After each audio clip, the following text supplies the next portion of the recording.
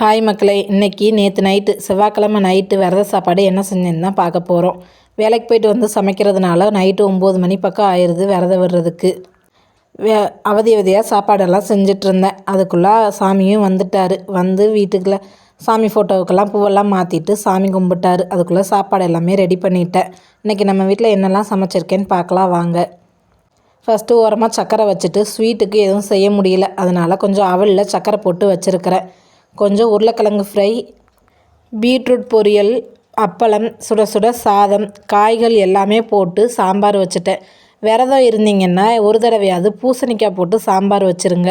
அப்புறமா ரசமும் ஊற்றி சமைச்சதில் எல்லாத்தையுமா எடுத்து கொஞ்சமாக சாமிக்கு வச்சுட்டு விரதம் விட்டாச்சு. மறுநாள் புதன்கிழமை காலையில் பையனுக்கு டிஃபனுக்கு நைட்டு வச்ச சாப்பாட்டில் சாம்பார் ஊற்றி ஸ்நாக்ஸுக்கு முறுக்கு போட்டு கொடுத்து விட்டுட்டேன். எங்களுக்கு உப்புமா கிண்டி தேங்காய் சட்னி வச்சு சாப்பிட்டோம்.